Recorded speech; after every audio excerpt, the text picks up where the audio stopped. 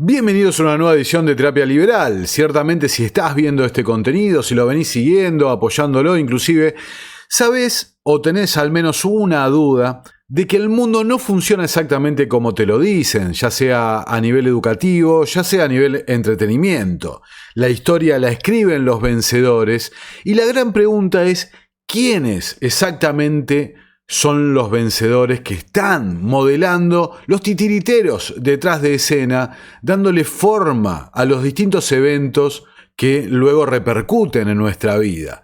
Acá en pantalla tenemos el ya famoso, ¿no? Porque lo he mostrado en varias ocasiones, cuadro que hizo el periodista Iain Davis sobre la asociación público y privada. ¿Quiénes son los policy makers, los hacedores de políticas?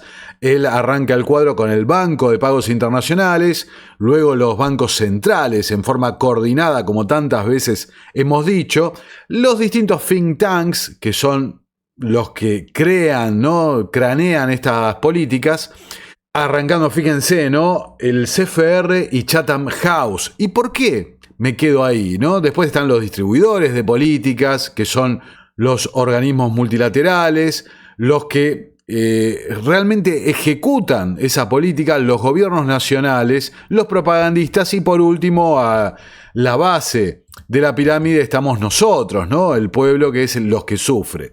Ahora, ¿por qué les traigo este cuadro?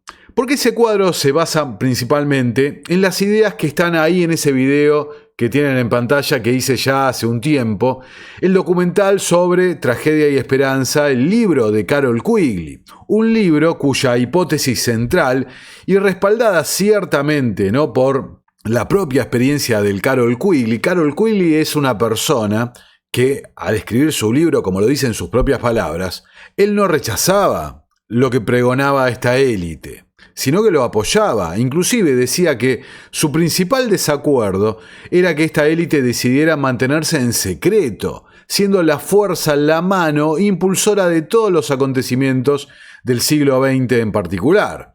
Ahora, la hipótesis central de Carroll Quigley, para resumirla, digamos, en un minuto, es esta. Un grupo del establishment británico, encabezados por Cecil Rhodes, financiados por la Casa de los Rothschild, crean una sociedad secreta a la que se llama la Mesa Redonda, una sociedad secreta que se dedica a establecer distintos think tanks, una red de think tanks, como pueden ver ahí en pantalla, Chatham House, el primero, que actúa, ¿no?, después, unos años después, oficialmente con carta patente otorgada por la monarquía británica. Esa red de think tanks luego cruza el Atlántico y se establece en los Estados Unidos bajo financiamiento de la casa Morgan, JP Morgan, con el Council on Foreign Relations.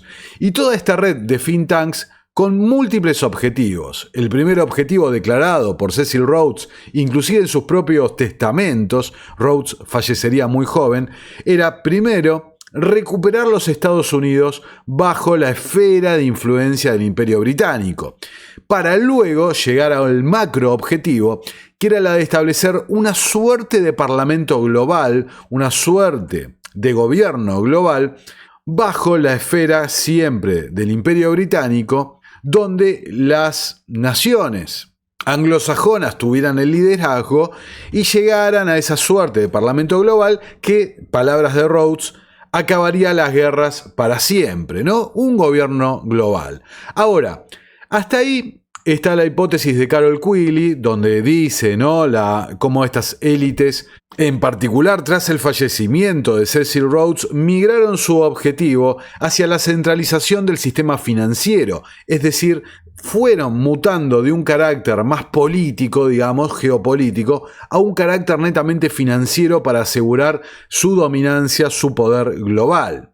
Para ello manipularon la Primera Guerra Mundial, manipularon la Segunda Guerra Mundial, buscaron en la primera la creación de la Liga de las Naciones, el antecedente a las finalmente Naciones Unidas que establecerían después de la Segunda Guerra Mundial, y todo para llegar adelante su último objetivo, como ven en pantalla, que era la de establecer el BIS, el Banco de Pagos Internacionales, como el centro, el pináculo de las operaciones financieras a nivel global.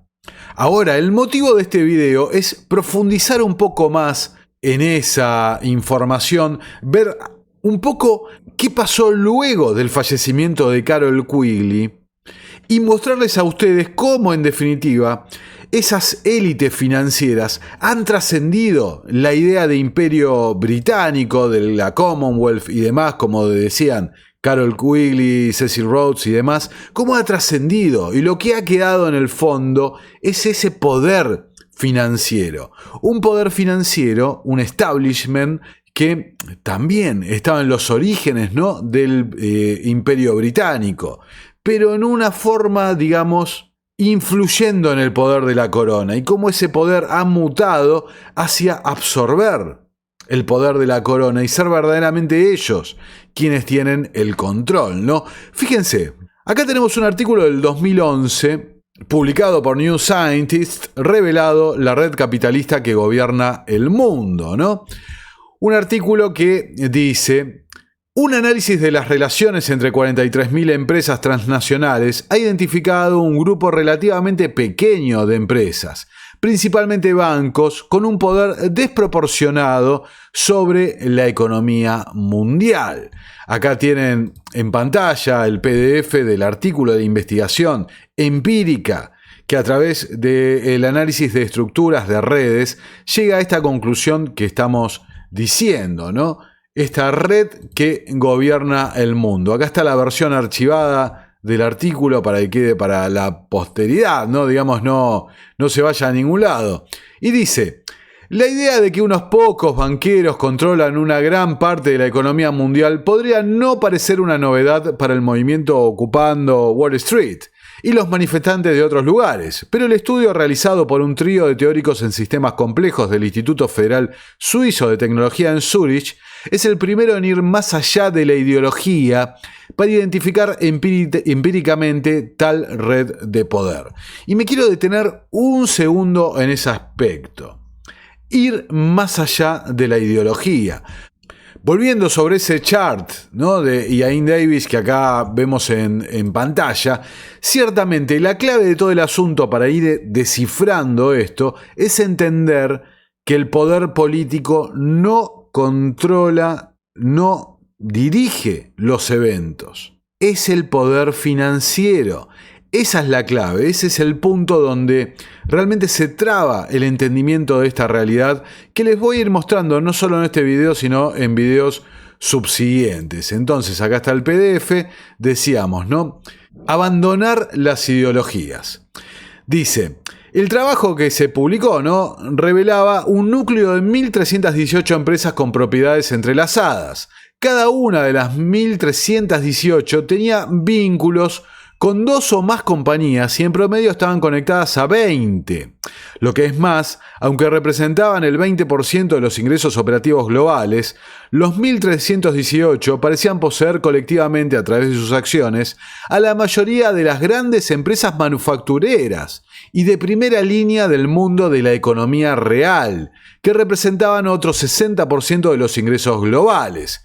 Cuando el equipo desenredó aún más la red de propiedad, descubrió que en gran parte de ella se remonta a una superentidad de 147 empresas más unidas. ¿Ok? De esas, primero, 1.318, se llega al entendimiento de un núcleo más fuerte de 147 empresas. Dicen: en efecto, menos del 1% de las empresas fueron capaces de controlar el 40% de toda la red. La mayoría de estas instituciones eran financieras. Las 20 principales incluyeron a Barclays, JP Morgan Chase y Goldman Sachs, ¿no? Tenemos que remontarnos a la época de este estudio. Ahí tienen una imagen, ¿no?, una representación gráfica de esto. Entonces, 1.318 empresas controlan, dominan un porcentaje altísimo de la economía global, pero eso se puede reducir entonces a una red de 147 empresas. Ahora, fíjense, Forbes va más allá y dice: 4 empresas controlan a esos 147 empresas del estudio que vemos antes, ¿no? Entonces, fíjense el grado de concentración que hay en la economía global, que ciertamente no es algo no está escondido, como pueden ver, lo encuentran en distintos links públicos, pero ciertamente no es algo que está hablado. Inclusive este artículo de Forbes en particular apunta a las calificadoras de riesgo o a las empresas que controlan los índices de evaluación, ¿no?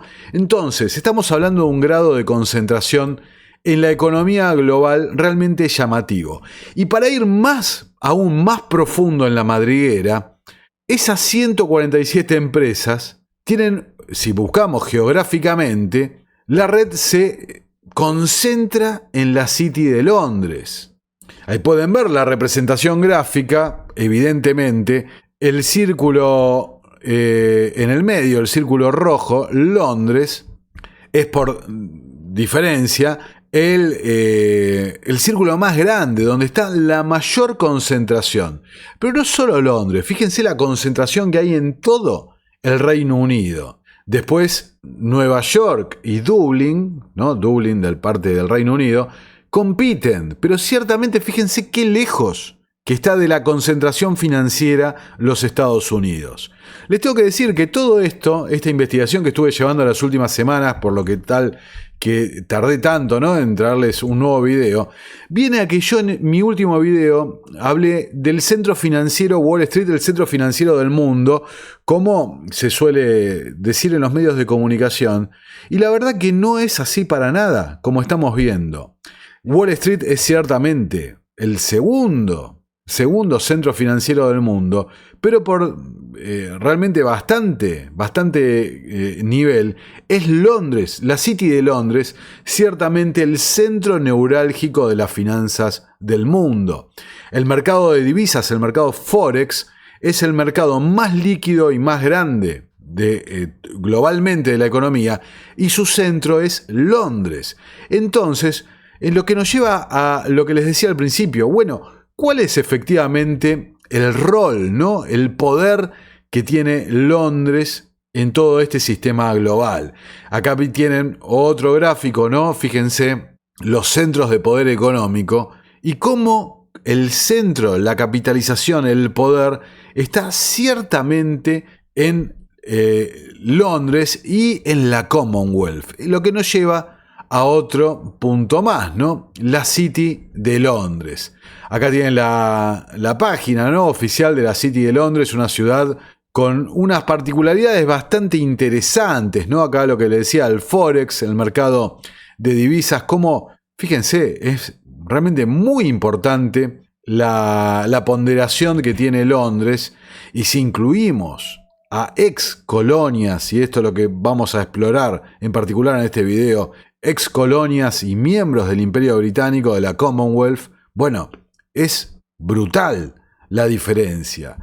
Por eso arranqué este video diciendo eso: si entendemos que el poder político es el que maneja, no vamos a llegar nunca a la realidad. Ahora, si entendemos el poder de este establishment financiero, estas largas dinastías financieras, que siempre se repiten, son los mismos nombres, pero han desarrollado una red, ahora lo vamos a ver, para ir ocultando la propiedad, ir ocultando los nombres propios, bueno, el panorama cambia radicalmente. También tenemos que pensar que es una red que ha ido trasladándose, ha ido evolucionando, ha ido migrando de Fenicia al Imperio Romano, se ha, montado en Venecia, luego a los Países Bajos, luego al Reino Unido y, en última instancia, a los Estados Unidos.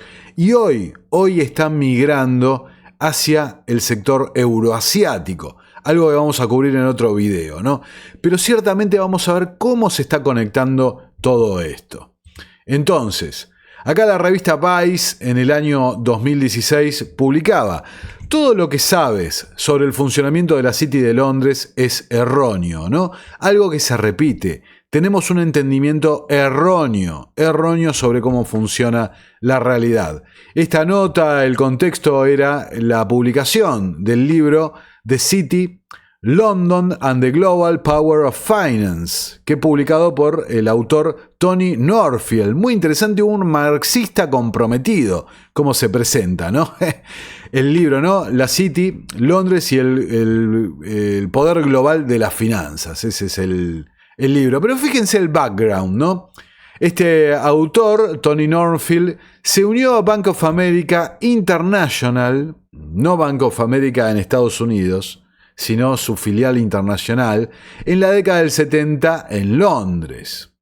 Y en su libro, como dice acá el artículo, demuestra que la City no es un satélite de Wall Street como muchos piensan, sino su propia bestia, que utiliza el privilegio imperialista de Gran Bretaña para extraer valor de la economía mundial. Pero insisto, no el poder político, sino la red financiera, los beneficios y la red que supo armar el imperio británico. Ese establishment financiero británico que estaba Rhodes, Rothschild, Milner, etcétera, etcétera, que estaban ahí buscando la forma de encontrar cómo dar el zarpazo.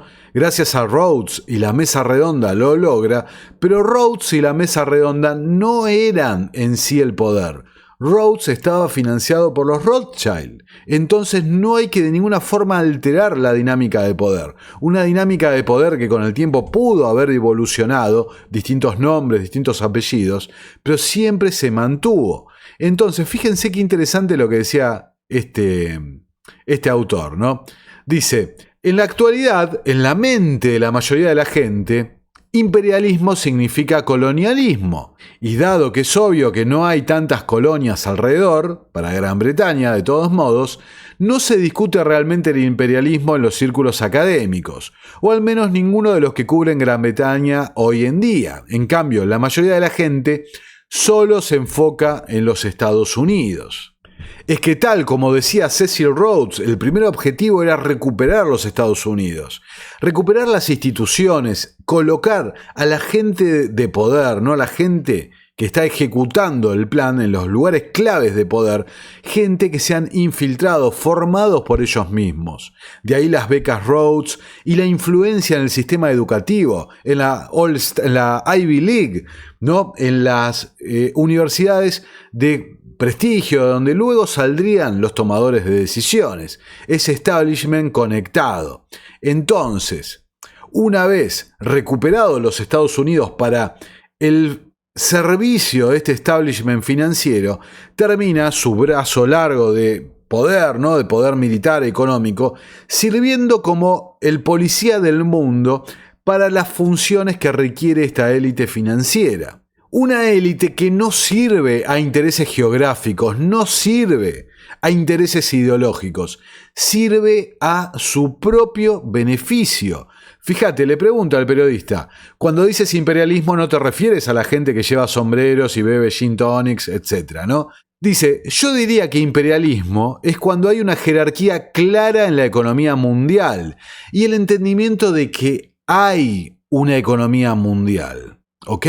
Una economía que sirve a los objetivos de esta élite globalista, ya que como diría David Rockefeller, no tienen los intereses aprisionados a través de las líneas geográficas fijadas arbitrariamente por los poderes estatales. No, ellos tienen intereses en el mundo. No se trata solo de un grupo de países que tienen algunas relaciones entre sí. Es una jerarquía en la economía mundial dominada por el poder monopólico, que es una mezcla de poder corporativo y poder estatal. Una mezcla de poder corporativo y poder estatal, pero un poder estatal subyugado, influido, dominado, controlado por este propio poder corporativo. Recuerden, Klaus Schwab, jactándose de la cantidad de Young Global Leaders que tenemos, ¿no?, en los gabinetes y demás. Y eso es lo que le da rasgos particulares, caracterizados por la dominación de un pequeño número de países ricos sobre el resto. Luego, en la otra parte de la entrevista, le preguntan respecto al neoliberalismo. ¿Cuántas veces hemos escuchado a divulgadores, entre comillas, promotores, entre comillas, liberales, ¿no? También entre comillas, hablar, no, neoliberalismo no existe porque no hay una nueva libertad y esto y lo otro. Y es cierto. Ahora, el entendimiento de qué es ese neoliberalismo que se refieren estos grupos y en particular cómo lo entiende la élite financiera. Se refiere a la caída de los acuerdos de Bretton Woods. Unos acuerdos de Bretton Woods que, por un lado, fija la obligatoriedad del uso del dólar como moneda de reserva y también fijaba en su momento la paridad, una paridad artificial, ¿no? Falsa, con el oro a la moneda estadounidense. Dice, ¿no? En primer lugar, gran parte de la desregulación de los mercados financieros se produjo en la década del 70, en Alemania, Canadá y Estados Unidos. No tanto en Gran Bretaña, porque la economía estaba tan desordenada que no podían arriesgarse a una desregulación. Por lo tanto, el neoliberalismo fue un cambio que se impuso en diferentes países debido a la crisis económica.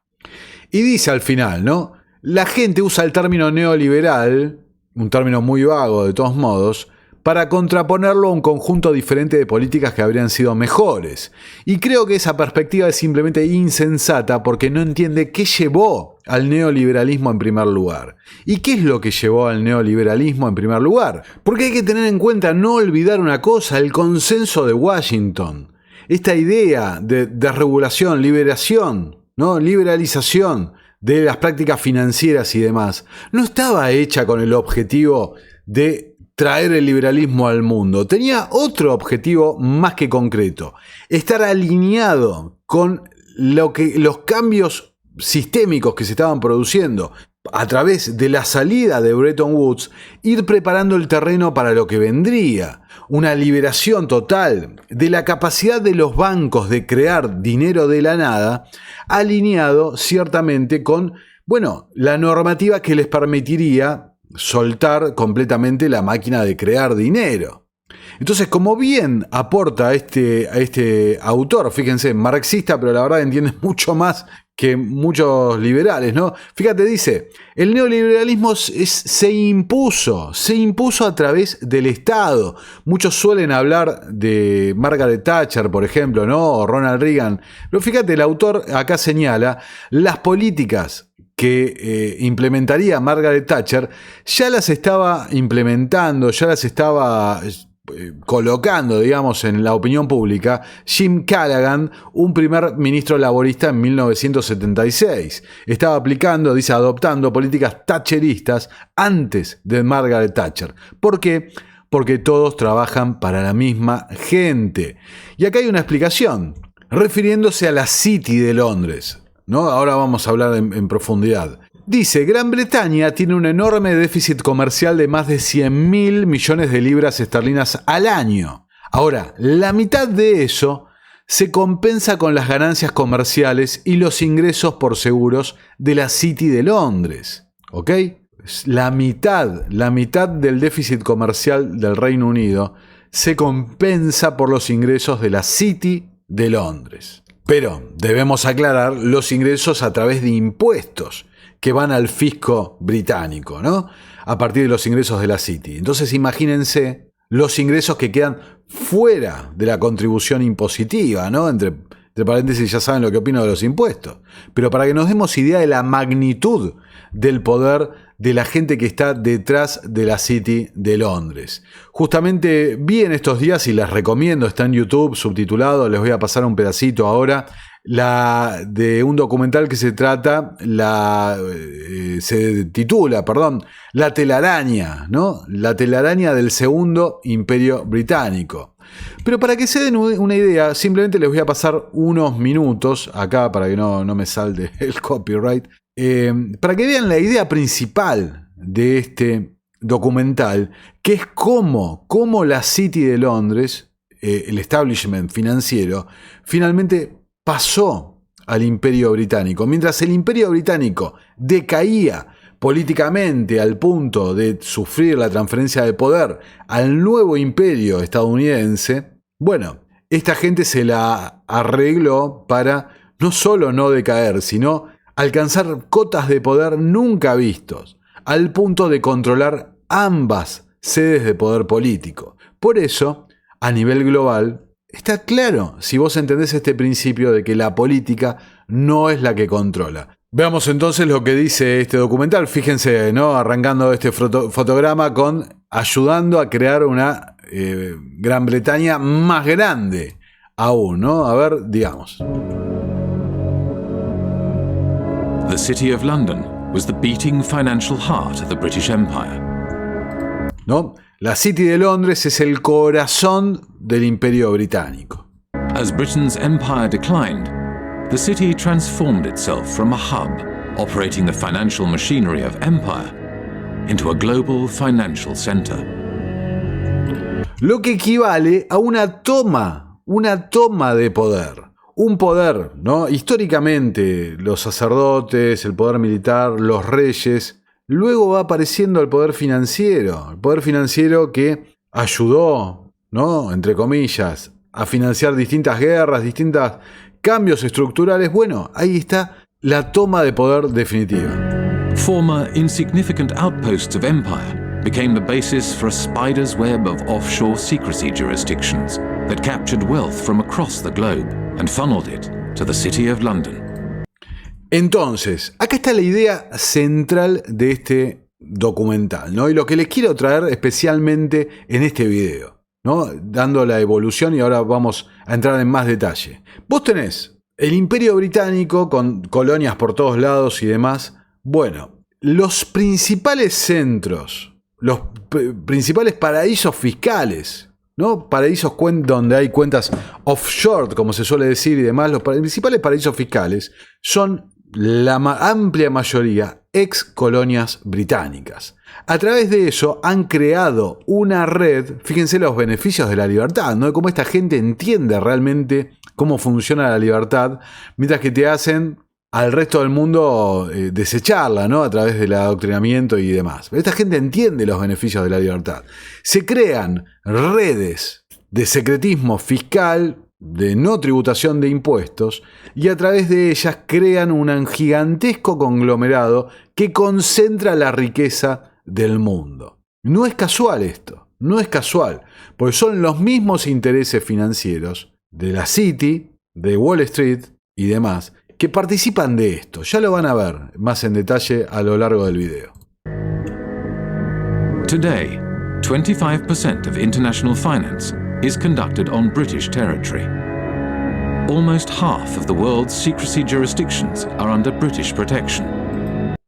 No es casual esto, y ese mismo capital fue el que modeló la Primera Guerra Mundial, la Segunda Guerra Mundial, las instituciones globales y controla Wall Street. Up to half of all offshore wealth may be hidden in Britain's offshore havens. Financial services is how Britain's elites make their money. And it is... La financiarización, la titularización, así es como ganan del dinero estas élites. Ahora, lo que no hace tanto hincapié el documental es, bueno, a través también del lavado de dinero y el flujo de divisas de dinero de las actividades ilícitas, las actividades con mayor retorno de la inversión, por supuesto. Ya lo vamos a ver. It is also where former government ministers, senior civil servants, and retired spooks from MI5 and MI6 receive lucrative consulting positions after their time in public service. Entonces ahí ven el concepto de la puerta giratoria, el concepto mediante el cual políticos, espías, gente involucrada, ¿no? En las redes de poder del lado político, del lado geopolítico, del lado de la información, del manejo de la información, van y vienen de las instituciones políticas a las instituciones financieras. Así es como se controla. Entonces, en un paralelo, ¿no? Fíjense, operaciones como la que ahora sale de Diddy Combs o operaciones como la de Jeffrey en su momento, todas vinculadas a los servicios de inteligencia. Los servicios de inteligencia vinculados a estas grandes instituciones financieras globales, a su vez con la propiedad, como dije antes, difuminada, digamos, para que no se llegue nunca a saber quién es verdaderamente el nombre que está detrás, pero si uno hace el raconto histórico, bueno, llega a ciertos nombres. Together they have transformed Britain and its dependencies into the world's largest tax haven. harming development throughout the world, and turning Britain itself into a country that serves, above all, the interests of its elites. ¿No? Convirtiéndolo en un país que sirve los intereses de sus élites. Bueno, ahí está el resumen entonces que les quería mostrar de ese clip del documental, que les recomiendo que lo vean en su totalidad. Por supuesto, no coincido con algunas premisas de ese documental, en particular respecto a cómo considera los impuestos, ¿no? Porque en definitiva dicen, bueno, no, el problema es que todos tienen que tributar, no, el problema es que te están robando a través de los impuestos. Pero bueno, ahí está el concepto, omite también el tema de las actividades ilícitas, como les dije antes, pero ahí está el punto central de cómo empezamos a vislumbrar, lo vamos a ver en otros videos más también, cómo funciona verdaderamente esta red de poder. Entonces, estas entidades financieras se sirven de un entramado fuera de los papeles oficiales, fuera de la luz, digamos, de la tributación y demás, para mover cantidad ingente de divisas. Se sirvieron justamente de la salida de los acuerdos de Bretton Woods para liberalizar y beneficiarse de esa liberalización normativa.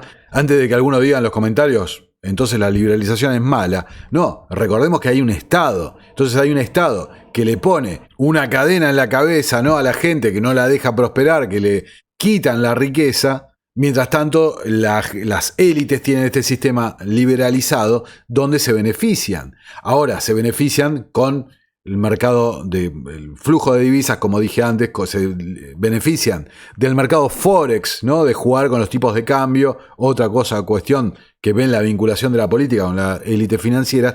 Se benefician con el mercado de deuda estatal principalmente, y ese mercado de deuda, no se olviden nunca, que se paga a través principalmente de los impuestos de la gente. Entonces, en última instancia, lo que está debajo completamente de la pirámide, somos nosotros esclavizados a través de los impuestos, sirviendo ese mercado de deuda del cual se está beneficiando tremendamente esta élite financiera. Acá, The Sentiment, ¿no? La City de Londres es una corporación muy interesante porque habla de cómo ha funcionado y cómo las características especiales que tiene la City de Londres históricamente, ¿no? La City de Londres, por ejemplo, el monarca británico tiene que pedir permiso para ingresar. La City tiene su propio alcalde, su propia fuerza policial, diferentes ayuntamientos, recauda diferentes impuestos, diferentes leyes y tiene su propia bandera y escudo, ¿no? Etcétera, etcétera. Entre varias de las cosas, las particularidades que tiene esta City de Londres. Dice, ¿no?, este artículo: la City de Londres se describe como uno de los centros financieros más internacionales y conectados, que proporciona acceso inigualable a los mercados globales. Ahora, a principios de la década de 1900, la libra esterlina era la moneda de reserva mundial, pero una moneda vinculada al oro, ¿ok? Una moneda, y esto es muy importante lo que voy a decir ahora, donde el mercado de deuda offshore, justamente en las colonias y demás, bueno, traía problemas financieros a la propia capital del mundo. Trasladémoslo a lo que es hoy los Estados Unidos y demás, con el dólar también como moneda de reserva. Y fíjense, ténganlo en mente, porque les voy a explicar ahora, es algo muy importante lo que les voy a explicar ahora respecto a lo que se denomina mercado de eurodólares, que acá este artículo ya nos da una introducción. Entonces, la City era, a principios del 1900, la capital financiera del mundo. A medida que los mercados financieros de Estados Unidos se desarrollaron después de la Primera Guerra Mundial, importantísimo el rol de esta élite financiera en la creación de la Reserva Federal, tanto la libra como el dólar competían con el estatus de moneda de reserva mundial hasta la Segunda Guerra Mundial. Luego Estados Unidos toma el control con los acuerdos de Bretton Woods. La City luchó por mantener cualquier dominio financiero. Ahora, en 1956 se acabó la idea de Gran Bretaña como potencia mundial dominante con un suceso que hubo con el canal de Suez. Para esa época, década del 50, la economía doméstica británica estaba luchando y el gobierno y el Banco de Inglaterra, una corporación privada, ¿ok? No estaban interesados en que los bancos británicos intermediaran en transacciones en moneda extranjera. ¿Ok? Muy importante este detalle. El mundo se estaba inundando de dólares estadounidenses, ya que Estados Unidos tenía grandes déficits para financiar su expansión y guerras. Los países y las empresas no estaban dispuestos a depositar dólares estadounidenses en bancos estadounidenses y estar sujetos a los requisitos regulatorios, requisitos de reserva y capital y el escrutinio financiero de los Estados Unidos. Trasládenlo a lo que está pasando hoy con las sanciones que aplica Estados Unidos a Rusia, Irán, China, etc. La Unión Soviética temía que sus depósitos en bancos estadounidenses fueran congelados como represalia, ¿no? Trasládenlo a hoy. Entonces decidieron trasladar algunas de sus participaciones a el Banco Narodny de Moscú, un banco de propiedad soviética con estatutos británicos. Qué curioso, ¿no? Y más si nos ponemos en la cabeza, entonces, cómo los capitales británicos y de Wall Street colaboraron en la creación del comunismo, la influencia de estos movimientos comunistas a lo largo del mundo, ¿no? En particular en la zona euroasiática, fíjense, en Rusia, en China y en Alemania, en Europa del Este. 3 actores que son muy importantes para entender la geopolítica actual. Pero sigamos con la nota. El Banco Británico depositaría ese dinero en los bancos estadounidenses. No habría ninguna posibilidad de confiscar ese dinero porque pertenecía al Banco Británico y no directamente a los bancos soviéticos. Entonces, y acá viene el kit de la cuestión, los bancos británicos descubrieron que podían establecer subsidiarias en dependencias anteriores o actuales del rey, del imperio. Las colonias como Bermudas, las Islas Vírgenes Británicas y las Islas Caimán. Las Islas Vírgenes donde Jeffrey llevaba su operación. ¡Qué casualidad! El Banco de Inglaterra, entonces, aconsejó hacer la vista gorda a los balances de estas sucursales si no realizaban transacciones en libras esterlinas. Es decir, en la década del 50, el Banco de Inglaterra, un banco creado por las corporaciones de la City de Londres, acordó con sus propias entidades reguladas, ¿no? O que irían en un rescate ante una crisis, los propios bancos de la City de Londres, que iba a ser la vista gorda si estas instituciones intermediaban en moneda extranjera, con algunas condiciones que ahora vamos a ver, ¿no? Que no se extrajera, por ejemplo, capital del propio Reino Unido, que la intermediación fuera en moneda extranjera y con actores diferentes a actores británicos. Esto es lo que dio origen al sistema del eurodólar, ¿ok? El mercado de eurodólares. ¿Qué es el mercado de eurodólares? Para que tengamos alguna medida, como menciona acá en la nota, el mercado de eurodólares para 1997 ocupaba el 90% de los préstamos internacionales. ¿Qué es el mercado de eurodólares entonces? Acá lo tienen vía Wikipedia.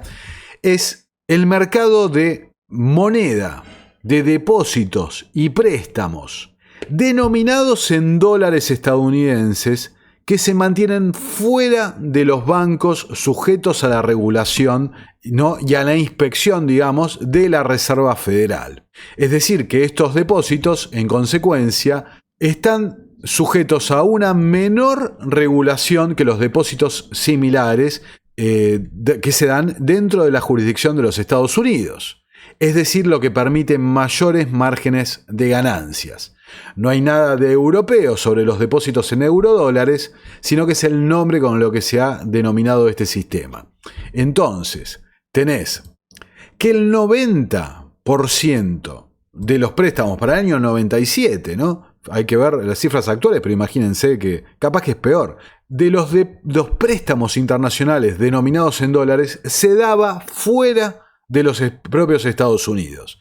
Entonces, si unimos varios aspectos que hemos visto a lo largo de este ciclo, primero, La mayor cantidad de dinero circulante, más del 97%, es dinero digital, es decir, dinero no creado por la Reserva Federal, que la Reserva Federal acuña el billete físico. Entonces el 97% es dinero digital.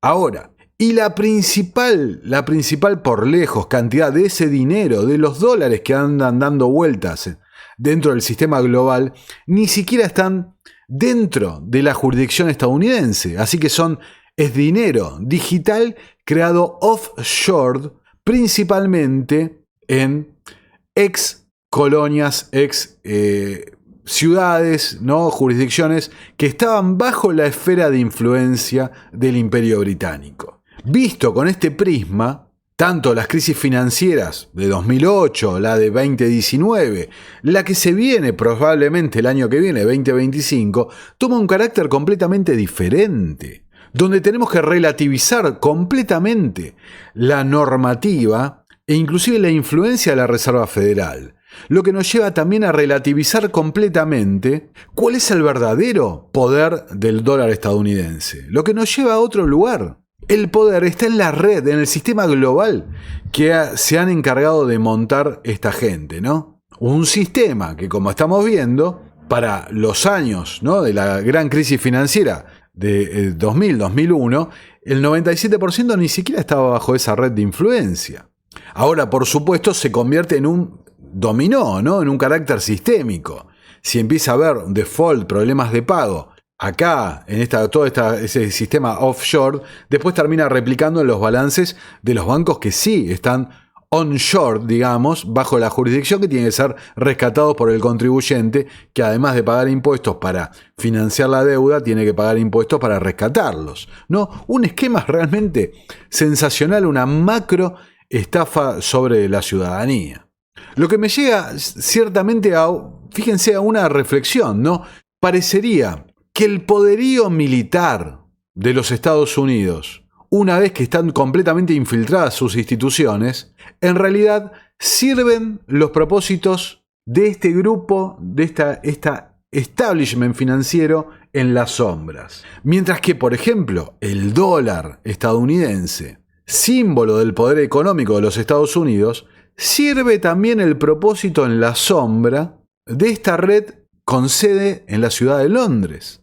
Una red global que está interesada en la creación, y ahí me remonto a Cecil Rhodes, de una concentración total del capital en estas instituciones globales, un punto sobre donde también acuerdan los BRICS, ¿no?, en el rol de las Naciones Unidas y el G20, los BRICS encabezados por China, una nación con una extensísima relación con el Imperio Británico, no la mejor, pero una influencia tremenda. Vean Shanghái, Hong Kong y demás, para lo que estoy hablando.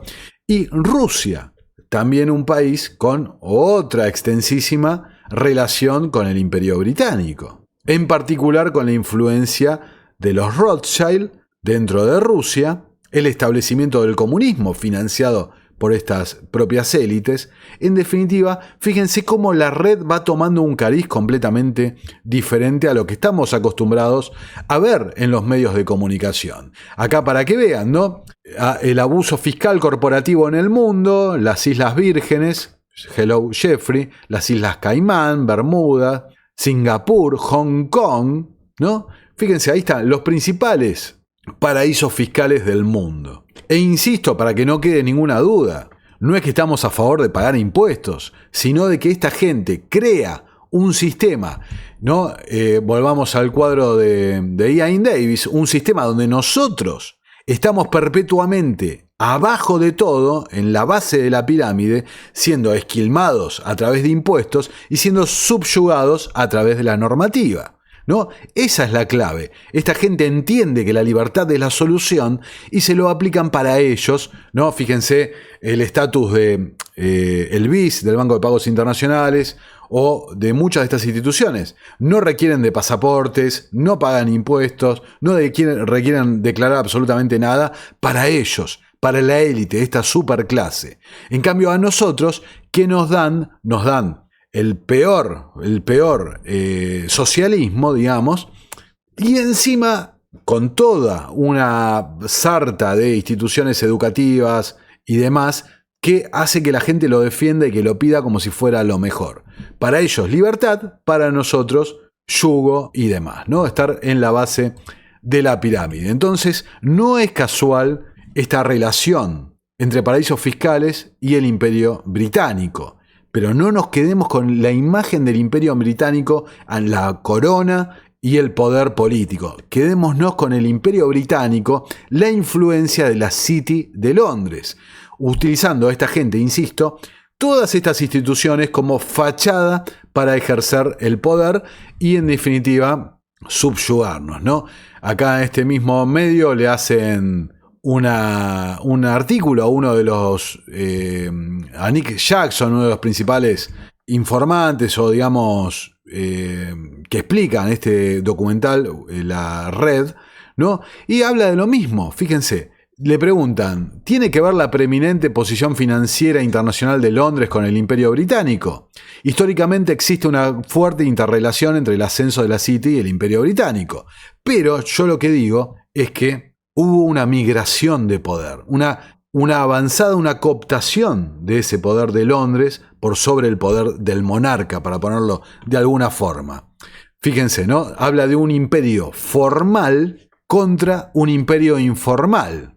Un imperio británico, ¿no? Que en su aspecto formal y antes de ser cooptado por estas élites financieras se dedicó a mellar, ¿no? El poder del imperio español, por ejemplo, en América Latina, utilizando a la masonería, ¿no? Sin ningún tipo de dudas para generar las revoluciones, ¿no? Mellando el poder del imperio español, llevando la democracia, las instituciones, pero bueno, con beneficios para el Imperio Británico, mellando también el poder o cualquier intento de toma de control del Imperio francés, también en América Latina, y luchando con algunas islas del Caribe, Francia, en África, para la lucha de los recursos, y también luchando con el Imperio ruso. El Imperio Austrohúngaro también en el rol de Alemania y demás, pero particularmente con el Imperio Ruso, lo que se denominó el gran juego a nivel geoestratégico. Pero vamos a hacer otro video para no hablar en este video de geoestrategia. Acá estamos hablando, en este video en particular, de la parte financiera, ¿no? Para que vean con total claridad cómo cooptaron el poder estos bancos. Bueno, estos bancos que también tenemos que ubicarlos en el contexto de las transformaciones que se vienen ahora. Fíjense, el Financial Times, el diario de los Rothschild, publica: el Banco de Inglaterra advierte sobre tensiones futuras por los fondos de cobertura shorteando contra los bonos del Tesoro de los Estados Unidos. ¿Cuántas veces nos han advertido en los últimos tiempos que una crisis de deuda de los Estados Unidos va a ser lo que desencadene justamente la crisis financiera y el catalizador para el nuevo sistema? Bueno, acá te lo dicen con todas las letras. Ojo con que los fondos de cobertura están shorteando los bonos del Tesoro estadounidense, ¿no? Remontémonos al principio del video. 1000 y pico de corporaciones se reducen a 147, que a su vez se pueden reducir a 4 gigantescos fondos de cobertura, fondos de inversión, BlackRock, Vanguard, E Street, etc. Entonces, ojo, que ya nos indican qué es lo que se está por venir, ¿no?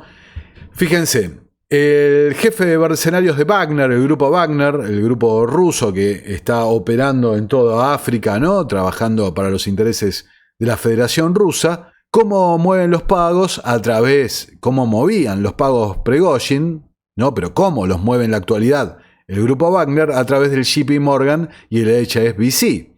Bancos de origen, ¿no? El JP Morgan financiado por los Rothschild, el HSBC capitales británicos, que a su vez bancos estadounidenses como Bank of America, como pusimos antes en el ejemplo, tienen sus filiales en la City de Londres, aprovechándose esa laxitud regulatoria y demás. Entonces todo está interconectado, los capitales son los mismos y están interconectados. Financial Times también, estos de hoy, antes de grabar me encontré con esta nota: China promete endeudarse más para apuntalar la economía e impulsar a los bancos chinos. Bueno, ¿dónde se imaginan que tienen filiales los bancos chinos. ¿Quiénes se imaginan que manejan la deuda china? Los mismos.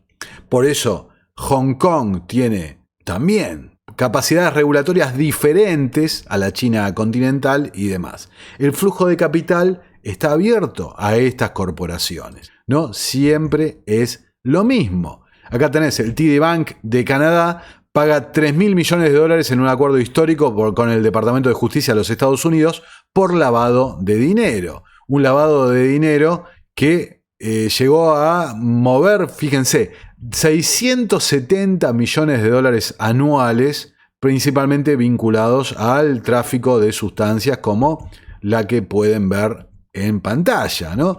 Entonces, de vuelta, ¿quiénes son los que lavan ese capital que se nutre de actividades ilícitas, ¿no? Que incluye el tráfico de sustancias, el tráfico de personas, las Islas Vírgenes y demás? JP Morgan Chase estaba vinculada a la operación de Jeffrey, o a los mercenarios haciendo operaciones clandestinas alrededor del mundo, dinero que sirve también a los servicios de inteligencia con operaciones fuera de los libros, ¿no?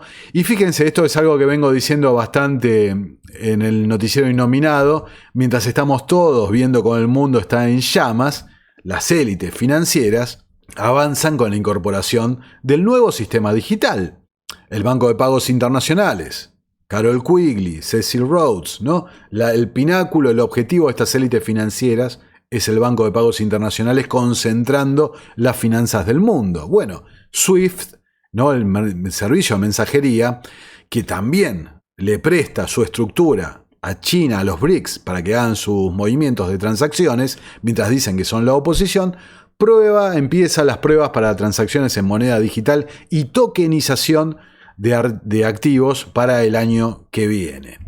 Entonces, ya cerrando, ¿no? Este video, que les aseguro es la primera parte, nos encontramos nuevamente con este gráfico de Iain Davis, y espero que toda esta información que les estoy transmitiendo les ayude a crear una nueva visión de realmente cuál es el poder que está en la sombra. No tiene nada que ver con lo que nos dicen los medios de comunicación y nos están machacando una y otra vez la cabeza. Como bien puso acá Iain Davis, los gobiernos nacionales son los que ejecutan, los que ponen en marcha las ideas, las regulaciones y el control que surge desde otras esferas, desde think tanks, entidades financieras, bancos centrales que están dirigidos hoy en la actualidad, ¿no? Por funcionarios que salen de estas instituciones financieras, y ni hablar del carácter privado o público-privado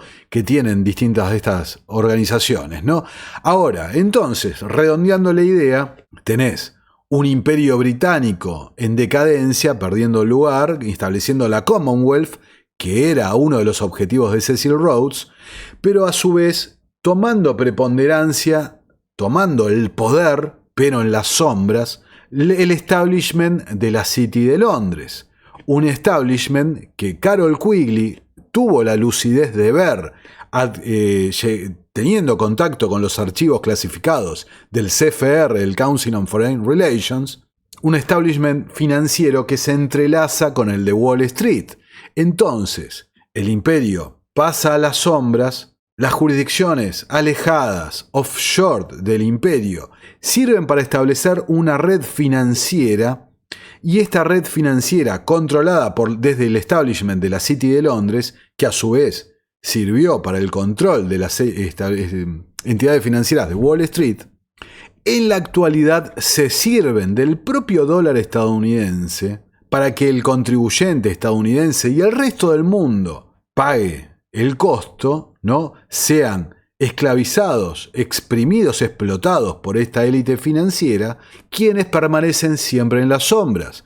No se les puede apuntar directamente por la moneda, porque es el dólar, ¿no? Parece muy alejado del sistema de Londres. Sin embargo, ahí está el mercado del euro-dólar, el más grande del mundo, ajeno totalmente a cualquier control de la Reserva Federal. Entonces, sale a la luz un sistema que los medios de comunicación ciertamente no te muestran. Así que bueno, este largo video que prometo es el primero de una serie de videos mostrando este poder en las sombras, exponiéndolo, para que vean que ahí está. Y los medios de comunicación, ¿cuándo te hablan del sistema del euro-dólar? ¿Cuándo te hablan? Nunca. Nunca te hablan de la vinculación de la City de Londres con estos paraísos fiscales. Nunca te hablan de la vinculación de estas instituciones financieras con los BRICS. Nunca te hablan, en definitiva, del poder que se ejerce en este mundo para, insisto, una y otra vez, esclavizarnos. Un poder que se beneficia y ha instaurado un sistema para evitar que vos seas libre, pero para asegurar que ellos sí vivan y funcionen en libertad. Un sistema que tenemos que primero entender, conocer, para luego combatir. Bueno, tras este largo y complejo video, lo reconozco, ¿no? Soy Nicolás Martínez Laje, nos vemos en un próximo video de Terapia Liberal y a los que quieran apoyar y mantener vivo el proyecto, encontrarán como siempre los links en la descripción para poder aportar a él. Muchas gracias por estar ahí y nos vemos en un próximo video, los leo como siempre en los comentarios. Hasta luego.